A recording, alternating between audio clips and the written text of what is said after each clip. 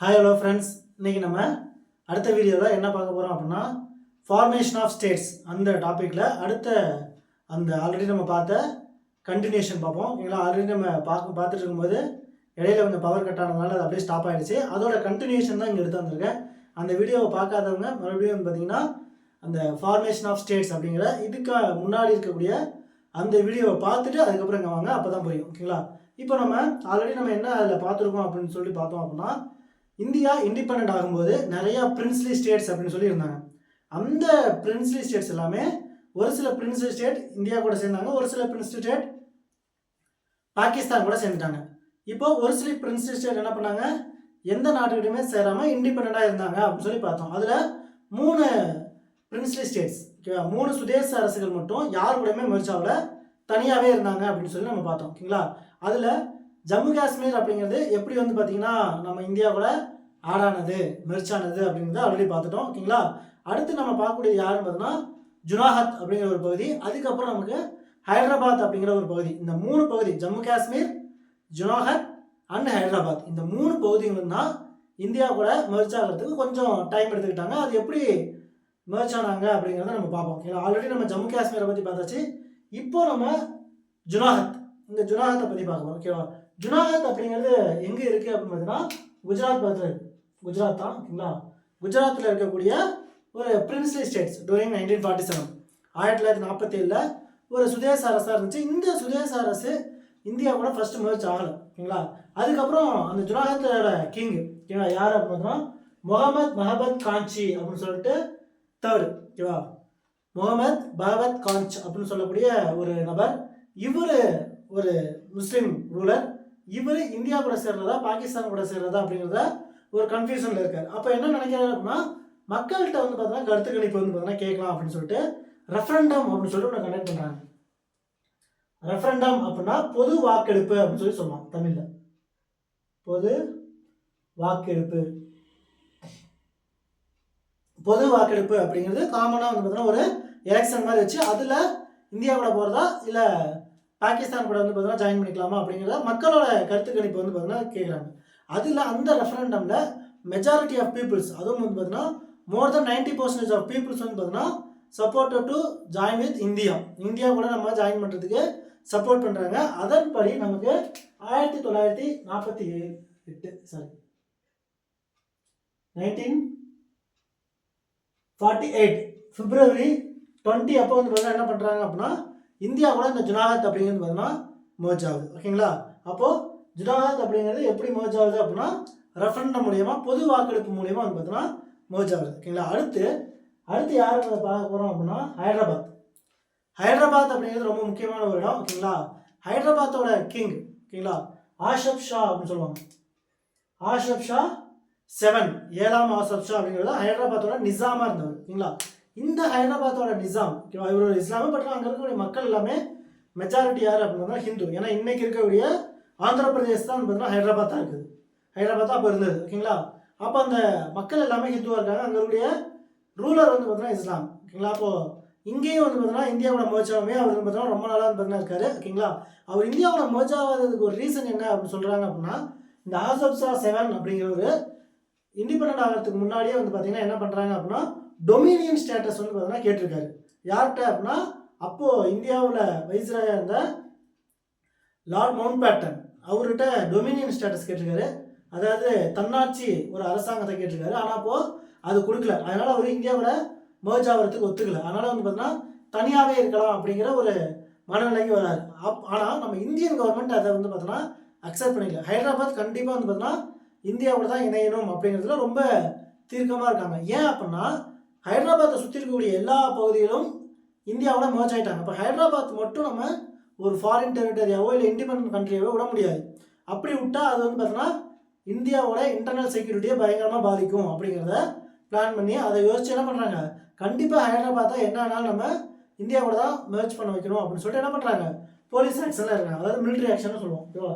Police action, அதாவது இராணுவத்தை இறக்கி என்ன பண்ணுறாங்க, அந்த ஆஷப் ஷா 7 அப்படிங்கிறத தோக்கடிச்சு என்ன பண்ணுறாங்க, இந்தியாவை வந்து பார்த்தீங்கன்னா இந்தியா கூட மெர்ஜ் பண்ண வைக்கிறாங்க. ஆனால் அந்த ஹைதராபாத்தோட நிசாமும் வந்து பார்த்தீங்கன்னா ஒரு ஆர்மி, பவர்ஃபுல்லான ஒரு ஆர்மி வந்து பார்த்தீங்கன்னா வச்சுருக்காரு. ரசகார் குரூப் அப்படின்னு சொல்லுவாங்க. ஹைதராபாத் ரசகர்ஸ்னு சொல்லுவாங்க.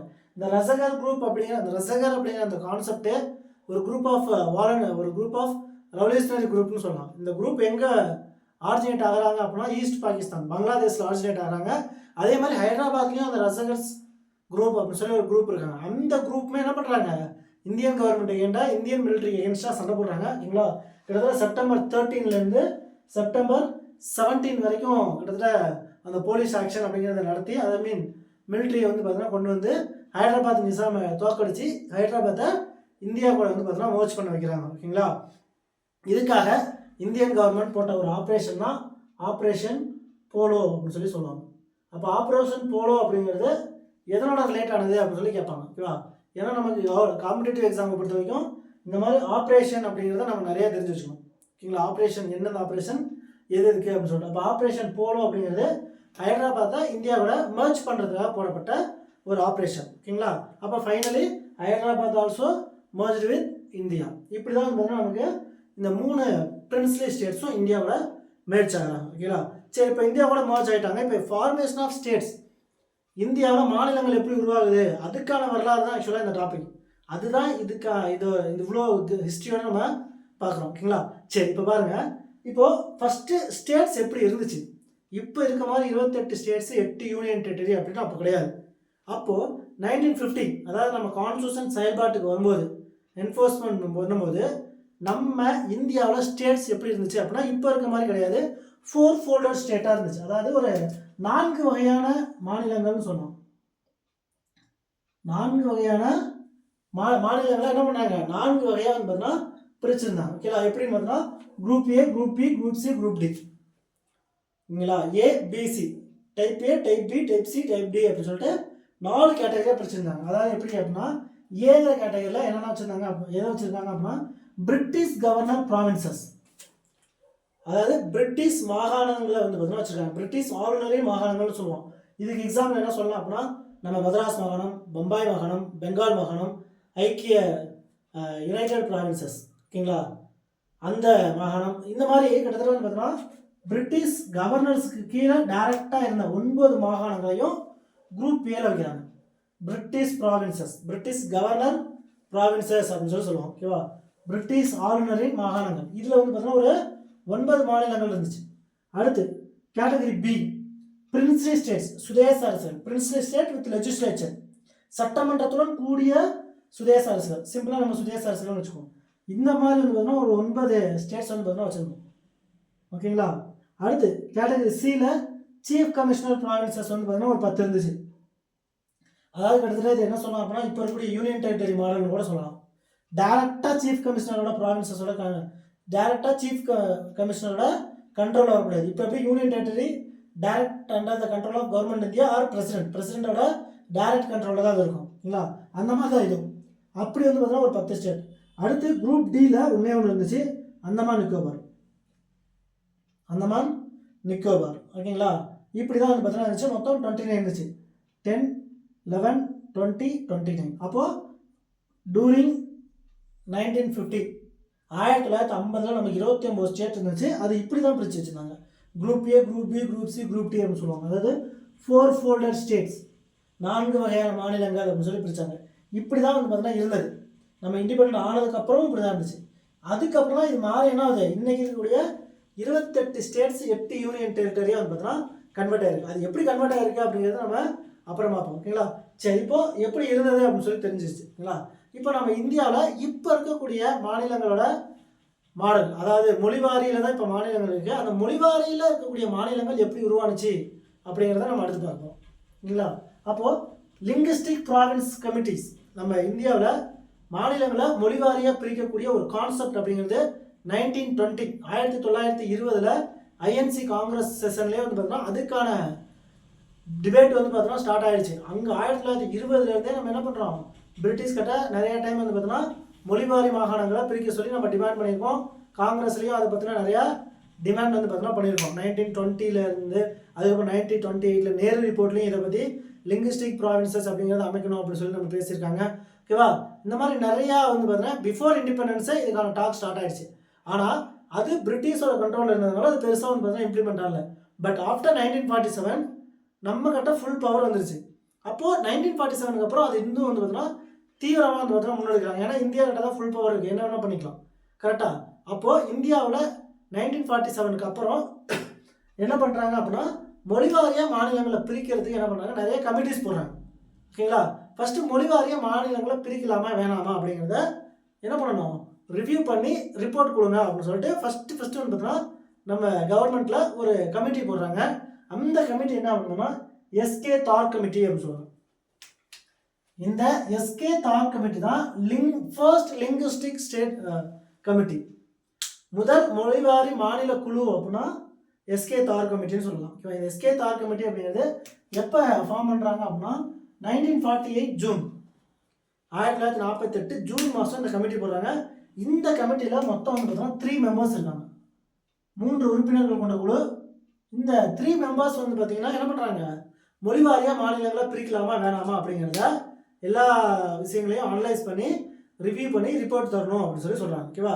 அப்போ அந்த 3 நபர்கள் கொண்ட குழு அப்படிங்கிறது என்ன பண்ணுறாங்க, ரிவ்யூ பண்ணி ரிப்போர்ட் பண்ணுறாங்க. ஃபஸ்ட்டு அந்த 3 நபர்கள் கொண்ட குழுவில் அந்த 3 மெம்பர்ஸ் யார் யார் அப்படின்னா எஸ்கே தார், அவர் தான் பார்த்தீங்கன்னா ஹெட் ஆஃப் த கமிட்டி, அவர் தலைவர். அதுக்கப்புறம் இன்னும் 2 பேர் இருக்காங்க. ஓகேங்களா? யார் அப்படின்னு பார்த்தீங்க அப்படின்னா பனலால் அப்படின்னு சொல்லிட்டு ஒருத்தர், இன்னொன்று ஜெயத் நாராயணன் அப்படிங்கிற 3 நபர்கள் கொண்ட குழு. ஓகேங்களா? இதை நம்ம சிம்பிளாக என்ன சொல்லுவோம் அப்படின்னா எஸ்கே தார் கமிட்டின்னு சொல்லலாம். அப்படின்னா ஃபர்ஸ்ட் லிங்குஸ்டிக் பேஸ்டு கமிட்டி அப்படின்னு சொல்லலாம். இல்லை ஃபர்ஸ்ட் லிங்குஸ்டிக் கமிட்டி, முதல் மொழிவாரி மாகாண குழு அப்படின்னு சொல்லலாம். ஓகேங்களா? இந்த மொழிவாரி மாகாண குழு எஸ்கே தார் கமிட்டி என்ன பண்ணுறாங்க, ரிவ்யூலாம் பண்ணிவிட்டு ரிப்போர்ட் தராங்க. எப்போ ரிப்போர்ட் சப்மிட் பண்ணுறாங்க அப்படின்னா 1948 டிசம்பரில் இவங்க ரிப்போர்ட் சப்மிட் பண்ணுறாங்க. 1948 டிசம்பர், ஜூனில் போடுறாங்க, டிசம்பரில் ரிப்போர்ட் வந்து பார்த்தீங்கன்னா சப்மிட் பண்ணுறாங்க. ஆல்மோஸ்ட் வந்து பார்த்தீங்கன்னா ஒரு 6 மந்த்ஸ் மேலே எடுத்துக்கிறாங்க. ஓகேங்களா? சரி, இப்போ இந்த கமிட்டியோட ரிப்போர்ட் என்ன சொல்லுது, இவங்க என்ன சொல்கிறாங்க, மொழிவாரியாக மாநிலங்களை பிரிக்கலாமா வேணாமா, அதுதான் கொஸ்டின். இப்போ மொழிவாரியாக இவங்க பிரிக்கிறதுக்கு இந்த கமிட்டியோட ரிப்போர்ட் என்ன சொல்லுது அப்படின்னா does not separate linguistic based state, only administration can divide the state அப்படின்னு சொல்கிறாங்க. அதாவது ஒன்றும் கிடையாது. ஓகேங்களா? லிங்குஸ்டிக் ஸ்டேட்ஸாக நீங்கள் பிரிக்கக்கூடாது, நிர்வாகத்தின் அடிப்படையில் மட்டும்தான் நீங்கள் பிரிக்கணும், மொழிவாரியாக மாநிலங்களை பிரிக்காதீங்க அப்படின்னு சொல்கிறாங்க. ஏன் மொழிவாரியாக மாநிலங்களை பிரிக்காதீங்க, மொழிவாரியாக மாநிலங்களை பிரித்தோம் அப்படின்னா அது இந்தியாவில் இருக்கக்கூடிய அந்த யுனைட்டி அப்படிங்கிறது பாதிக்கும், இந்தியாவோட ஒருமைப்பாடு இன்டெகிரிட்டி அப்படிங்கிறது பாதிக்கும். ஏன்னா மாநிலங்களை மொழிவாரியாக பிரிக்கும் போது நிறையா வந்து பார்த்திங்கன்னா ரீஜனல் டிஸ்பியூட் வந்து பார்த்திங்கன்னா வரத்துக்கு வாய்ப்பு இருக்குது. அதனால் மாநிலங்களை மொழிவாரியாக பிரிக்க வேணாம், எல்லாரும் வந்து பார்த்திங்கன்னா மொழியை பேஸ் பண்ணி பிரிக்க வேணாம், நீங்கள் என்ன பண்ணலாம், நிர்வாகத்தின் பேஸ் பண்ணி பிரிக்கலாம். இப்போ அட்மினிஸ்ட்ரேஷன் பண்ணுறது கஷ்டமாக இருக்கா, பெரிய ஸ்டேட்டாக இருக்கா, அப்போ நீங்கள் 2ஆக டிவைட் பண்ணிக்கலாம். அது வந்து பார்த்தீங்கன்னா அட்மினிஸ்ட்ரேஷன். ஓகேங்களா? அட்மினிஸ்ட்ரேஷன் பர்பஸ்க்காக நம்ம டிவைட் பண்ணுறது அல்லது பிரிக்கிறது. ஆனால் மொழியை மட்டுமே ஒரு ரீசனாக வச்சு நீங்கள் மாநிலங்களை பிரிக்கக்கூடாது அப்படின்னு சொல்லிட்டு எஸ்கே தார் கமிட்டியோட ரிப்போர்ட் சொல்கிறாங்க. அதனால் இந்த மொழிவாரியாக பிரிக்கக்கூடிய அந்த கான்செப்டை இந்த எஸ்கே தார் கமிட்டி அப்படிங்கிறத அப்போஸ் பண்ணிட்டாங்க. ஓகேங்களா? அவங்களோட ரிப்போர்ட் இருந்தோன்னா அப்போஸ் பண்ணுறாங்க. ஆனாலும் நம்ம கவர்மெண்ட்டில் ஒரு சில டிபேட்டில் மொழிவாரி மாநிலங்களுக்கான நீடை வந்து பார்த்தீங்கன்னா நிறையா லீடர்ஸ் வந்து பார்த்தீங்கன்னா ப்ரொமோட் பண்ணுறாங்க. அதனால் என்ன பண்ணுறாங்க, மறுபடியும் 2ஆவது ஒரு கமிட்டி போடுறாங்க, ஜேவிபி கமிட்டி அப்படிங்கிறத 1948 டிசம்பர், பாருங்க 1948 டிசம்பர் 10 தான் இவங்க ரிப்போர்ட் தராங்க. அதே மாதமே அடுத்த கமிட்டி போடுறாங்க. 1948 டிசம்பரில் சேம் மந்த்லேயே என்ன பண்ணுறாங்க, அடுத்த கமிட்டி 2ஆவது கமிட்டி போடுறாங்க. இதுவும் அதே மொழிவாரி மாநில குழு தான். ஓகேங்களா? ஆனால் 2ஆவது கமிட்டி ஜேவிபி கமிட்டின்னு சொல்லுவோம். ஜேவிபி கமிட்டிலையும் 3 மெம்பர்ஸ் தான், 3 மெம்பர்ஸ் கமிட்டி. ஃபஸ்ட்டு யார் அப்படின்னு பார்த்தீங்கன்னா Jawaharlal Nehru, J for Jawaharlal Nehru, V for Vallabhbhai Patel, P for Pattabhi Sitaramayya, Pattabhi Sitaramayya அப்படின்னு சொல்லி சொல்லுவோம்.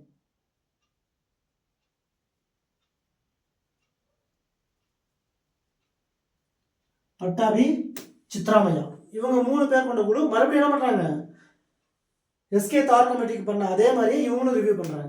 ஓகேவா? ரிவ்யூ பண்ணி அனலைஸ் பண்ணி இவங்களும் வந்து பார்த்தீங்கன்னா ரிப்போர்ட் கொடுக்குறாங்க. எப்போ ரிப்போர்ட் கொடுக்குறாங்க அப்படின்னா 1949 ஏப்ரலில் ரிப்போர்ட் தராங்க. 1949 ஏப்ரல் அப்படிங்கிறதுல ரிப்போர்ட் தராங்க. இந்த ரிப்போர்ட் என்ன சொல்லுது அப்படின்னு சொல்லி பார்ப்போம். ஓகேங்களா? இவங்களும் என்ன பண்ணுறாங்க அப்படின்னா this committee also reject the linguistic based state. அதே அவங்க சொன்னதான் இவங்க சொல்கிறாங்க, மொழிவாரியாக மாநிலங்களை பிரிக்காதீங்க, அது வந்து பார்த்தோன்னா இந்தியாவில் இருக்கக்கூடிய யுனைட்டி அண்ட் இன்டெகிரிட்டியை பாதிக்கிறதுக்கு வழிவகுக்கும். அதனால் லிங்குஸ்டிக் பேஸ்ட் ஸ்டேட்ஸ் வேணால் அட்மினிஸ்ட்ரேஷன் மூலியமாக நீங்கள் என்ன பண்ணலாம், பிரிக்கலாம் அப்படிங்கிறத சொல்கிறாங்க. அது அப்போ அதாவது JVP committee also opposed linguistic based states. அதே மாதிரி எஸ்கே தார் கமிட்டி என்ன பண்ணுறாங்க, அந்த லிங்குஸ்டிக் பேஸ்ட் ஸ்டேட்ஸ் அப்படிங்கிற அந்த கான்செப்டை அப்போஸ் பண்ணுறாங்க. ஓகேங்களா. அப்போ அந்த ரெண்டு கமிட்டியுமே ஒரே மாதிரி ரிப்போர்ட் தந்ததுனால இதை பற்றின டாக் கொஞ்ச நாள் வந்து பார்த்தீங்கன்னா அப்படியே வந்து பார்த்தீங்கன்னா கொஞ்சம் மறைய ஆரம்பிக்குது. கொஞ்ச நாள் அப்படியே வந்து பார்த்தீங்கன்னா நார்மலாக போயிட்டுருக்கு. அப்போது மறுபடியும் ஒரு பிரச்சனை ஸ்டார்ட் ஆகுது. எங்கே ஸ்டார்ட் ஆகுதுன்னா நம்ம தமிழ்நாட்டில், அதாவது அப்போ மதராஸ் மாகாணம். மதராஸ் மாகாணத்தில் ஒரு பிரச்சனை ஸ்டார்ட் ஆகுது. மதராஸ் மாகாணம் அப்படிங்கிறது இன்னைக்கு இருக்கக்கூடிய ஆந்திர பிரதேஷ், தெலுங்கானா, மைசூரில் ஒரு கர்நாடகாவில் கொஞ்சம் பகுதிகள், கேரளாவில் இருக்கக்கூடிய மலபார் டிஸ்ட்ரிக்ட், இது எல்லாமே சேர்ந்து அதுக்கப்புறம் ஒடிஷாவில் இருக்கக்கூடிய ஒரு பகுதிகள், இந்த எல்லா பகுதிகளும் சேர்ந்தது தான் மதராஸ் மாகாணமாக அப்போ இருந்தது. அதுக்கப்புறம் தான் நம்ம பிரிச்சுட்டு தமிழ்நாடு, கேரளா, கர்நாடகான்னு சொல்லி தனித்தனியாக பிரிக்கும் போது இப்போ இருக்கக்கூடிய மாடர்ன் ஸ்ட்ரக்சருக்கு வந்துருக்கு. ஆனால் 1950 மதராஸ் மாகாணம் அப்படிங்கிறது நிறையா மாநிலங்களோட பகுதிகள் இருந்துச்சு. கர்நாடகாவோட கொஞ்சம் பார்ட் இருந்துச்சு, தெலுங்கானா, ஆந்திர பிரதேஷ், ஒடிஷா, கேரளா, இந்த மாதிரி நிறையா மாநிலங்களோட ஒருங்கிணைந்த ஒரு பகுதியாக தான் மதராஸ் மாகாணம் அப்படி இருந்துச்சு. அதே மாதிரி இந்த மதராஸ் மாகாணத்தில் நிறையா லாங்குவேஜ் பேசக்கூடிய மக்களும் இருந்தாங்க. தமிழ், தெலுங்கு, ஒடியா, மலையாளம், கன்னடம், இந்த மாதிரி நிறைய லாங்குவேஜ் பேசக்கூடிய மக்கள் இருந்தாங்க. ஓகேவா. இப்போது அந்த மதராஸ் மாகாணத்தில் ஒரு பிரச்சனை. என்ன பிரச்சனை அப்படின்னா, தெலுங்கு பேசக்கூடிய மக்கள் வந்து பார்த்தீங்கன்னா இப்போ இருக்கக்கூடிய ஆந்திர பிரதேஷ் ரீஜியன், அந்த ஆந்திர பிரதேஷ் ரீஜியனில் இருக்கக்கூடிய அந்த மக்கள்லாம் என்ன பண்ணுறாங்க அப்படின்னா, எங்களுக்கு தனி மாநிலம் வேணும், தெலுங்கு பேசக்கூடிய மக்களுக்குன்னு எங்களுக்கு தனி மாநிலம் வேணும், அதனால் எங்களை மதராஸ் மாகாணத்துலேருந்து பிரித்து எங்களுக்கு தனி மாநிலமாக நீங்கள் கொடுங்க அப்படின்னு சொல்லிட்டு நிறைய போராட்டங்கள் நடக்குது. அப்போ தமிழ்நாடோட சிஎம்மா, அதாவது மதராஸ் மாகாணத்தோட சிஎம்மா யார் இருக்காங்கன்னா ராஜாஜி இருக்கார். அப்போ பிரைம் மினிஸ்டர் வந்து பார்த்தீங்கன்னா ஜவஹர்லால் நேரு. அப்போது ஜவஹர்லால் நேருவுக்கும் ராஜாஜிக்கும் பயங்கரமான வந்து பார்த்தீங்கன்னா ஒரு ப்ரெஷர் வந்து பார்த்தீங்கன்னா போகுது. தெலுங்கு பேசக்கூடிய மக்கள், தெலுங்கு பேசக்கூடிய அந்த தலைவர்கள் எல்லாமே எங்களுக்கு தனி மாநிலம் வேணும் அப்படின்னு சொல்லிட்டு பயங்கரமாக போராடிட்டு இருக்காங்க. அந்த போராட்டத்தில் வந்து பார்த்தீங்கன்னா மிக முக்கியமான ஒரு தெலுங்கு பேசக்கூடிய ஒரு தெலுங்கு லீடர், ஓகேங்களா, பொட்டி ஸ்ரீராமுலு அப்படின்னு சொல்லிட்டு ஒருத்தர். பொட்டி ஸ்ரீராமுலு அப்படிங்கிற என்ன பண்ணுறாங்கன்னா ஃபாஸ்டிங் இருக்கார், உண்ணாவிரதம். ஓகேங்களா. எப்போன்னு பார்த்தீங்கன்னா 1952 அக்டோபர் 19 டிசம்பர் 15 வரைக்கும். ஓகேவா. இது ஒரு டைம் வந்து பார்த்தீங்க அப்படின்னா டிஎன்பிசி குரூப் 1 கேட்டிருந்தாங்க, ப்ரீவியஸ் கொஸ்டின். ஓகேவா. எந்த டேட்லேருந்து எந்த டேட் வரைக்கும் வந்து பார்த்தீங்கன்னா அந்த பொட்டி ஸ்ரீராமுலு அப்படிங்கிறவர் பார்த்தீங்கன்னா ஃபாஸ்டிங் இருந்தாங்க அப்படிங்கிற ஒரு கொஸ்டின் கேட்டாங்க. 1952 அக்டோபர் 19 டிசம்பர் 15. ஓகேங்களா. கிட்டத்தட்ட வந்து பார்த்தீங்கன்னா மொத்தம் அதே மாதிரி இதுவும் கேட்டிருக்காங்க. ஓகேவா. ஹவு மெனி டேஸ் ஃபாஸ்டிங்னு கேட்டாங்க. எத்தனை நாள் அவர் வந்து பார்த்தீங்கன்னா ஃபாஸ்டிங் இருந்தார் அப்படின்னா 56 டேஸ், 56 நாள் உண்ணாவிரதம் இருக்காரு. உண்ணாவிரதம் இருந்து அவர் வந்து பார்த்தீங்கன்னா இறந்தாரு. ஓகேவா. பொட்டி ஸ்ரீராமுலு அப்படிங்கிறது என்ன பண்ணுறாரு, இறந்தாரு. இறந்ததுக்கப்புறம் இன்னும் போராட்டம் அதிகமாகுது. ஓகேவா. ஏன்னா ஒரு முக்கியமான ஒரு லீடர், ஒரு இண்டிபெண்ட்டுக்காக ஒரு போராடின ஒரு லீடர், ரொம்ப ஃபேமஸான ஒரு லீடர் இறக்கும் பொழுது அது அந்த ரீஜியனில் பெரிய வந்து பார்த்தீங்கன்னா போராட்டத்துக்கு வந்து பார்த்தீங்கன்னா வழிவகுக்கும். அதே மாதிரி தான் இந்த பொட்டி ஸ்ரீராமுலு அப்படிங்கிற இறந்தவொன்னே அந்த தனி மாநில கோரிக்கை அப்படிங்கிறது இன்னும் தீவிரமானது. அப்போது என்ன பண்ணுறதுன்னு தெரியல, சென்ட்ரல் கவர்மெண்ட்டும் வந்து பார்த்தீங்கன்னா என்ன பண்ணுறதுன்னு தெரியல. ஓகேவா. அப்போது ரொம்ப ப்ரெஷர் அதிகமாகும் போது ரொம்ப போராட்டங்கள் தீவிரமாகுது, நிறைய கலவரங்கள் ஏற்படுது. இதனால் என்ன பண்ணுறாங்க, அப்போது இந்தியாவோட பிரைம் மினிஸ்டர் இருந்த ஜவஹர்லால் நேரு என்ன பண்ணுறாரு, சரி அப்படின்னு சொல்லிட்டு என்ன பண்ணுறாங்க, ஆந்திர பிரதேஷ் அப்படிங்கிற ஒரு மாநிலம், அதாவது தெலுங்கு பேசக்கூடிய மக்களுக்குன்னு என்ன பண்ணுறோம், நம்ம தனியாக ஒரு மாநிலத்தை பிரிச்சிடலாம் அப்படின்னு சொல்லிட்டு 1953 ஆந்திர பிரதேஷ் அப்படின்னு சொல்லிட்டு முதல் வந்து பார்த்தீங்கன்னா ஒரு ஃபர்ஸ்ட் லிங்குஸ்டிக் பேஸ்ட் ஸ்டேட்டாக வந்து பார்த்தீங்கன்னா ஆந்திர பிரதேஷ் உருவாகுது 1953. இந்தியாவில் ஆஃப்டர் இண்டிபெண்டன்ஸ்க்கு அப்புறம் இந்தியாவில் உருவாக்கப்பட்ட முதல் மொழிவாரி மாநிலம் அப்படின்னா ஆந்திர பிரதேஷ் தான் பார்த்தீங்கன்னா உருவாக்கப்பட்ட மொழிவாரி மாநிலம். ஓகேங்களா. எப்போன்னு பார்த்தீங்கன்னா 1953. அப்போ ஆந்திர பிரதேஷ் வந்து பார்த்தீங்கன்னா கர்னூல் அப்படின்னு சொல்லிட்டு ஒரு பிளேஸ், கர்னூலை வந்து பார்த்தீங்கன்னா கேபிட்டலாக வச்சு தான் அந்த ஆந்திர பிரதேஷ் அப்படிங்கிற அந்த ஸ்டேட்டை வந்து பார்த்தீங்கன்னா உருவாக்குறாங்க. ஓகேங்களா. அப்போ 1953 ஆந்திர பிரதேஷ் அப்படிங்கிற ஃபர்ஸ்ட் லிங்குஸ்டிக் பேஸ்ட் ஸ்டேட் அப்படிங்கிறது உருவாகுது. ஓகேங்களா. இப்போ 2 கமிட்டி வந்து பார்த்தீங்கன்னா பார்த்துட்டோம். அதுக்கப்புறம் இன்னொரு கமிட்டி இருக்குது. ஓகேங்களா. அடுத்து 3ஆவதாக வந்து பார்த்தீங்கன்னா ஒரு ஃபசில் அலி கமிட்டி இருக்குது, அதையும் பார்க்கணும். அதுக்கப்புறம் ஸ்டேட்ஸ் எப்படி உருவானுச்சு, இன்றைக்கி இருக்கக்கூடிய 28 ஸ்டேட்ஸும் 8 யூனியன் டெரிட்டரியும் எப்படி உருவாகுது அப்படிங்கிறத நம்ம அடுத்த வீடியோவில் வந்து பார்த்தீங்கன்னா பார்க்கலாம். ஓகேங்களா. மறக்காமல் இந்த வீடியோ வந்து பார்த்தீங்கன்னா லைக் பண்ணிடுங்க, உங்கள் ஃப்ரெண்ட்ஸுக்கு எல்லாருக்கும் ஷேர் பண்ணுங்கள், எல்லோரும் வந்து பார்த்தீங்கன்னா இதை பார்த்து யூஸ் பண்ணட்டும். அதுக்கப்புறம் மறக்காமல் வந்து பார்த்தீங்கன்னா சேனலை சப்ஸ்கிரைப் பண்ணி பெல் பட்டனை கிளிக் பண்ணுங்க. அப்போ தான் அடுத்தடுத்து நம்ம போடக்கூடிய வீடியோஸ் எல்லாமே உங்களுக்கு நோட்டிஃபிகேஷனில் காட்டும். ஓகேங்களா? Thank you to all.